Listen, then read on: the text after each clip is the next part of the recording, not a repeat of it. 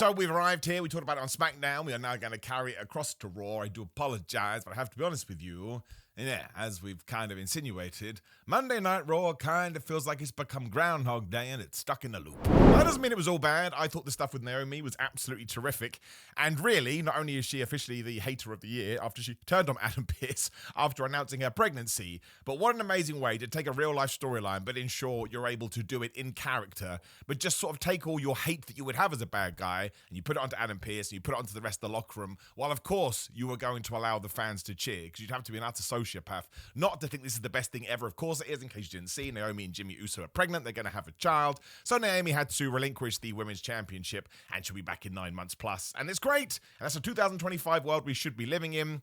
And some people are going, oh, it's the worst timing ever. And I think Naomi said this too. It's not the best timing ever. I'm sure she would have rather have waited until her title run came to an end. But she's been very, very open about the issues she's had with conceiving. So sometimes life finds a way, right? A la Jurassic Park. As I talked about in Ups and Downs for What Culture as well. Make sure you check that out. Please do subscribe to me and do all that kind of stuff.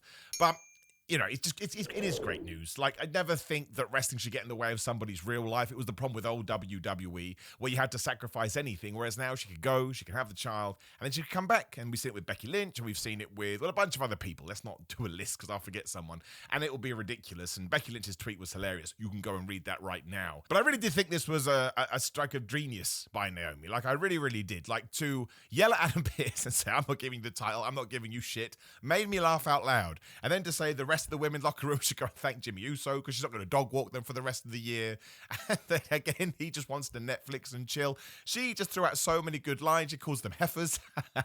She's brilliant. She is wonderful. And in terms of gimmick changes, I think I put it up there with Toni Storm in the sense you can watch the old person, the new person, and they come across completely differently. And you kind of scratch your bald head and you wonder to yourself, what took us so long? Why didn't we do this sooner? It's absolutely wonderful. So that was the highlight of Raw by a country mile. And maybe one of the reasons for that was because it felt real. It had emotion to it. And again, it came out of left field, but it felt new. And as for the rest of the show, it almost feels like someone has told WWE, we are going to kill you unless you have disqualifications or have some kind of chaos and run-ins. And WWE doesn't want to do this. They sat down and thought, okay, how can we get away with this? And because we were in Philadelphia, we had the Extreme Rules Street Fight, or the Extreme, whatever, I can't remember what it's called now because my brain is going absolutely crazy. I don't mind that. I always like callbacks to ECW, especially when you're in Philadelphia. But people did used to criticize this in old WWE. Like, you go to Music City and you'd have a Music City Street Fight. Or it'd be Halloween, you'd have a stick or treat fight, whatever the hell it was called. And people didn't like that. They thought it was too on the nose. I never mind it, because I think sports entertainment at its core is utterly ridiculous. But yeah, in terms of, I felt that WWE was just circumventing a way to get this in so it felt differently, as opposed to just going, let's not do any distractions, let's not do any interference, let's not do any confusion, let's actually come up with something a bit different, a bit creative. And they didn't do that. And my big bugbear, and again, this could just be me, I will always say this, I'm not one of those people that go, oh, if you like it, you're an idiot. If you like it, you have won this week, because you watched Raw to be entertained and you were entertained. I was still entertained because it's wrestling, and wrestling is always great, but I do have to put my critical hat on here and there, otherwise what are we doing? It would be ridiculous. That falls into the stereotype that people accuse me of, oh, he just says nice things all the time, which just means they don't watch. I'm never going to do that. But if you go through almost every single match, there was some sort of distraction, then the bad guys attacked the good guys and somebody ran in, or the good guy just ran away. Every single time. I just couldn't believe it. So you had the Io Sky, Raquel Rodriguez match, and that's when we saw, who the hell was it? Rhea Ripley come in. That one is not so bad because it's clearly leading to an Oscar heel turn, and Kairi Sane is playing this poor person that's being pulled in two directions. I actually think that could be quite good, but why didn't we just reserve it for there? Because then it was Becky Lynch versus Natalya, and it wasn't really distraction, but the Alpha Academy was still doing stuff, and then obviously she attacks them all, and it's Nikki Bella that runs out. Then we did the same thing after Xavier Woods and Penta won, and they were going to attack him, but he ran away, and people just kept coming down to make the save. Well, and of course, we got to the main event, and it was literally pre-planned into the fact that it was an ODQ, because it was an Extreme Rules fighting match. What the hell is it called? I can't remember, my brain's gone absolutely nuts.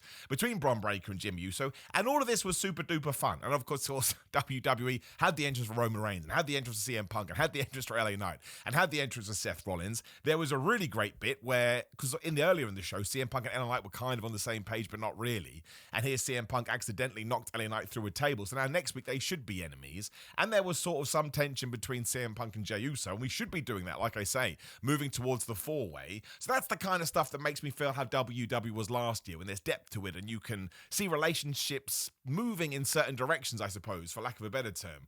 Whereas especially last week that we talked about, LA Knight and CM Punk for a while just being buddies, even what had happened 7 days previous, because they're both baby faces. No, LA Knight should have been pissed then. He can be super pissed in a week's time, but I kind of feel like we went round the houses when we'd already arrived at our destination. But you can't get away from the fact that we still had Bronson Reed getting involved and pulling out referees and just, crazy chaos. And when you have chaos all the time, it means it's not chaos. That's just the norm. So given that we had it in every other single match too, you start asking yourself, well, okay, you had a no disqualification rule in place for the main event, but what difference does it make when everybody else can just do the same thing anyway? And it's the same with the Judgment Day. The Judgment Day took on Mr. Iguana and Dragon Lee. Obviously an Iguana and Dragon getting together. We are breaking new ground. Once again afterwards, there was a bunch of shenanigans, the Judgment Day attacked, and Vikinga came out to make the save. But why are we not sort of coming up with proper challenges for these tag team titles? I don't mind if Dragon Lee and Mr. Iguana do get that, but they just lost, even though there was interference by Dominic Mysterio. But there's no depth to the tag team division at all. Like, they're all on SmackDown, which is fine, but why can't we get more of them on Raw? So now, not only do you have the tag team belts that aren't being defended, Dominic's not doing massively a lot with his IC championship, and now he's going after the Mega title. Although I think that's why AJ Styles is still involved, because it'll eventually be back to him. But I think from the opening promo all the way to the main event, it felt like we just took last week's Raw and we remixed it. That's the best way I can put it. Is like we could just move things a little bit here, as opposed to really introduce stuff that gets you interested or intrigued, which is what we definitely did with Rhea Ripley, Asuka, Kairi Sane, and Io Sky. All of that feels very exciting, especially because now the Raw Women's Championship is up for grabs. I think that's why WWE has pushed fast forward. And we didn't even see Lara Valkyria and Stephanie Vaquero on the show. So that's what I mean. There is something to that. Before I forget, I would throw Bayley into that conversation as well. I did think it was ridiculous that we could hear her inner thoughts, meaning she's not crazy, because we can all hear them together. But it's different. And not everything in wrestling has to make sense. We sat Bayley down, and the creative team and her, whoever, had decided you're going to have this one side of you that's very real and maybe more vulnerable than you ever have been. And you're going to have this crazy voice in your head, this week at least, talking about the hugger. And I would imagine next week she'll talk about the role model and she'll go through all her different gimmicks before turning into whatever it may be. Now, you can argue it's super silly. Again, I'm on board, but I can still enjoy that because we're having some fun with it. Whereas the opening segment is just, it's fallen into, I'm just going to use the same terms because you know what I'm talking about. It's fallen into old WWE. It's very segmented and it's very constructed and it's very based in a foundation. Like, well, we did that last week, so we do it again. And a lot of Raw start with the Vision coming out and they tell us how great they are. So we know how great you are. They were actually explaining what their vision was, right? Let's just use it. They were born at WrestleMania, which was, what, April, May, June, July, 4 months ago. Literally, almost to the day, 4 months ago. We get it. We have to start talking about something else. I'm not saying they're bad. Paul Heyman is great. Seth Rollins is great. The Bronze are great. But then somebody always interrupts. This week's is Jimmy Uso, and then we just set up the main event. And I'm not saying that WWE does not do this more often than not, which I think I've screwed up there. But once again, if we go back to last year, and especially the last 3 to 4 years, they were always coming up with new things. They were always thinking outside the box, and that seems to have gone away. Now, I do think they deserve somewhat of a caveat. If you were going to produce 52 weeks of television, or with SmackDown 104 weeks of television in a single year, you can't expect them to come up with new ideas constantly. That would be ridiculous. But I would also argue, I feel like this has gone the other way, and it's almost bereft of ideas, and it's just, we've got this and we're just going to go and go and go. And I do think a massive issue for them is they have so many PLEs. Like, we come out of one, there's another one just around the corner. Apparently there is going to be a show on September the 20th, which is going to be on ESPN. Again, all rumors and speculation, maybe headlined by Brock Lesnar and John Cena. But we've got Clash in Paris, what, a week Saturday or Sunday, I think it is. That would mean 2 weeks after that, or 2 to 3 weeks after that, we've got another one. So you are always trying to think, well, how do we get there in the space that we do have? How do we get there quickly? And it doesn't allow things to grow, and it doesn't allow things to blend. Like somebody said, maybe one of the reasons WWE will be able to have all the rest of their PLEs in 2025 on ESPN as opposed to Peacock is because we added so many shows, whatever the quantity number was down on the contract, we've already achieved it. Maybe we've already gone over it, so it doesn't even matter what the contract is. I would take all of that with a pinch of salt, but I think it kind of ties into what we're talking about. I just know I felt by the 4th or 5th match when we had bad guys running in after the match and then a good guy coming in, or again, some kind of shenanigans, it really stood out to me. That's why I'm in the thumbnail. I mean, I always put 2 thumbnails up, one with some text and one with not. It's good to do a litmus test. But Groundhog Day is what it felt like to me. It just felt like we were doing the same thing again. And it was much like SmackDown. You could have missed this apart from one segment. Everybody should watch Naomi because it's absolutely wonderful and hilarious. Everything else you can probably totally ignore. Even though the Oscar Io Sky stuff is really good, it didn't take up that much television minutes, so you could read about it and still still understand which direction they're going in, and then probably tune in when you do get the big turn, and everybody will go crazy for Asuka. Well, nobody's ready for her, so of course we won't know when it's going to happen, so that's the reason you should watch. I think Jey Uso beating Bron Breakker is a big deal. I also think they did it because he's not going to win in Clash in Paris, although I'm 99% sure Seth Rollins will walk away with the championship. I do think that is good. There's 4 people involved in that, well, 5 people if you include Roman Reigns, involved in that world title picture, and that will always make the world title feel like a bigger deal. I like the fact we're doing Roman Reigns versus Bronson Reed in Paris, but I can't see Bronson Reed winning, so that makes me a sad panda too, because I think those are the guys that we should be elevating now. I don't mind Roman Reigns going away, no way, but I do think he's in that period of his career where we need to give back as much as possible. Doesn't mean you do it all of the time, but if Bronson Reed's going to be in the top heel group, well then, that seems to be like a green tick to me.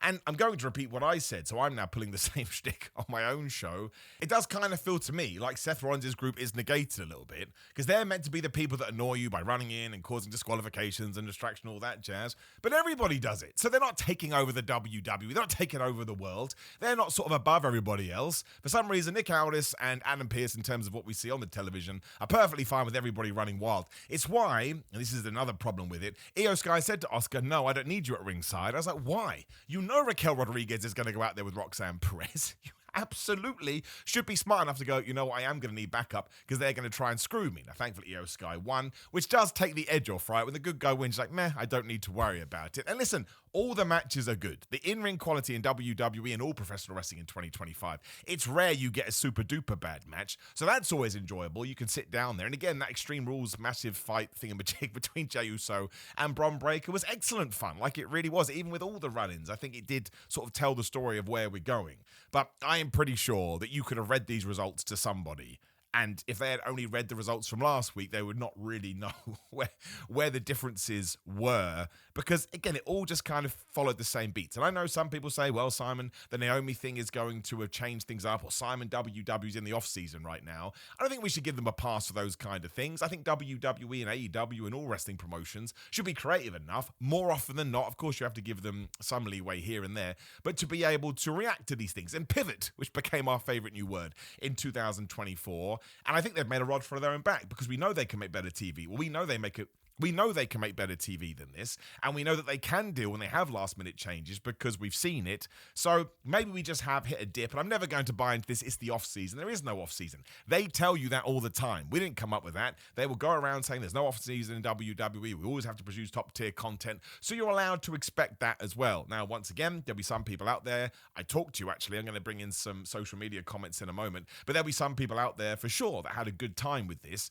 But I have just noticed, especially coming out of SummerSlam, there's been a real drop-off in my enjoyment of the show, and I think I've had the epiphany the last few days. It's because they all feel like a copy and paste job, and that we've fallen into this weird repeatsville, which is not for me, because I remember every single week you were looking forward to what's Sami Zayn going to do, and what's Roman Reigns going to do, and what's Cody Rhodes going to do. And even when John Cena came back, it's like, what's he going to do? Like, people rag all over the heel term, but at least it gave you a sense of, oh my gosh, John Cena's going to cut another heel promo. And sure, maybe after the fact, like, oh man, that didn't meet my expectations. But now I go in, I'm going to get a bunch of runs, a bunch of distractions, and there's going to be some promos that are a little bit cookie cutter from people that can cut amazing promos, but the actual verbiage isn't really saying anything. And I truly think it's because Clash in Paris is right there. So before we can actually start telling what's going to come next, we just need to get through that show. I love these pay-per-views that happen in European lands, but 9 times out of 10, I don't want to call them glorified house shows. That's way too strong. But they rely on the noise of the crowd, and you just get good matches. You don't really get many shocks. So yes, I am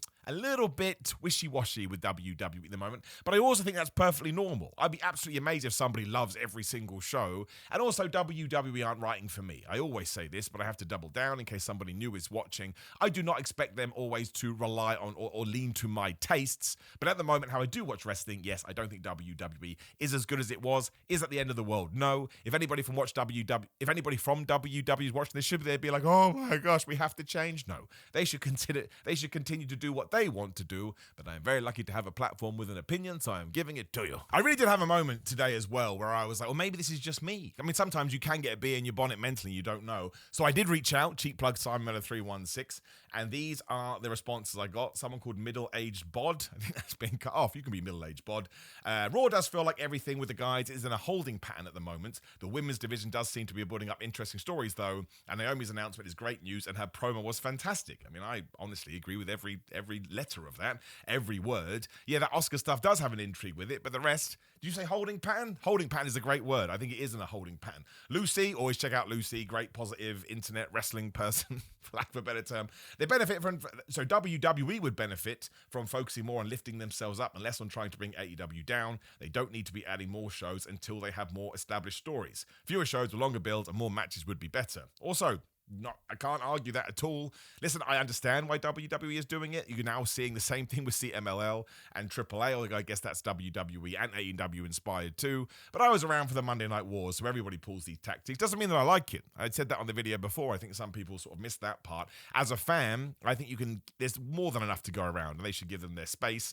But I also understand we live in a capitalist society, and that's what they are going to do. But Lucy is right. When you do start focusing on the other people and you add things in that you never wanted in the first place, well, I think the proof is in the pudding. That could be a huge reason. Chris Apples, which is an incredible name, says, Raw has been much better. This Raw was much better than recent weeks and streets ahead of SmackDown, still not reaching 2023 and 2024 levels. It was better than SmackDown. That is true. I didn't like SmackDown at all.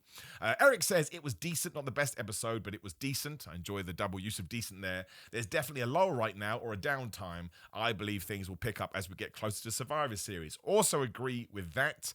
And we will pick up when we get to Survivor Series because WWE sees it as a big show. But once again, they've screwed themselves over because they've proven over the last few years there doesn't need to be a roller coaster. There was probably 2023, I'd have to go back and watch it. Every show was good and every show was must watch. It didn't matter whether you're in May or April or January or December. And they've lost that. I really do. I want them to get it back because it's better for me. I'm going to watch every show. JJ really went in. I tried to get a balance of all messages here. Bland, boring, generic, which sounds like my catchphrase. The 20-minute opening promo where nothing gets said. I did agree with that. I thought this one was meandering. Seemingly endless number of badly performed backstage segments, but I don't agree with that. I like dumbness in wrestling. I think that's a bit unfair. Squash matches hidden by ad breaks. I don't agree with that either. Matches with endless interference. That one, massive thumbs up. The same faces, the same finishes. It's boring. And the last part, I think I would have to say, boring's a bit strong, a bit dull. I would go with a bit dull. But I like the backstage segments. They're hilarious. They're always over the top. That's what I want from wrestling. Cole says it's starting to feel like you could watch every other week or two and still be pretty caught up on everything between the recaps and repetitive segments. Storylines are playing out like the instructions on a shampoo bottle. Wash, rinse, repeat. Oh, and too much DIC, the dick board. What culture wrestling ups and downs? Cole, I would 100% on that one. You've hit the nail on the head. Wash, rinse, repeat. Copy and paste. Stuck in a time warp. Groundhog Day. All of those words. That's how I feel. Doesn't mean me and Cole are right, but that's what we're getting in our brains about. The Phantom. Again, there's more there, but it's just going to be the Phantom. I think the product has had an objective drop-off in quality in 2023 and 2024 matches, even on Raw and SmackDown. But of course, on PLEs were built as prize fights. There's more emphasis on sports presentation and match marketing over outside products. Marketing would help. I think I misread that last bit wrong. But yeah, I think that's the sense of urgency that we lent into as well. 2023 and 2024 are definitely the years. Like everything felt like must see. Now nothing feels like must see, even on Raw. And there was a time when Raw and SmackDown definitely had that. Andy said a good chunk of each episode feels like a house show. Well, you're not completely wrong. BTQ, the Summers, he wrote it as well. The Summers are always a hefty dose of lather, rinse, and repeat. This one certainly fits that pattern. I think you're right, BTQ, but you have to take out, I would go 2022, 2023, and 2024 out of that because WWE came out of the pandemic storming. So once you know they can do it, and they lose it, I just think you become more aware of it. I don't think that we should settle for where they used to do it. Let's think bigger, man. Let's do better than that. They're using Raw as the stepping stones of the PLE calendar. It's different from 20-some years ago when Raw was the main driver and the PLEs kind of wrapped things up. Yeah, that's true. They did used to do that. Pay-per-views would end stories and begin stories. Well, now it's all the same because there's no such thing as a pay-per-view. You just pay for about 10,000 different subscription services, which does suck, and you go from there. So I kind of think we're all on the same page, which is good.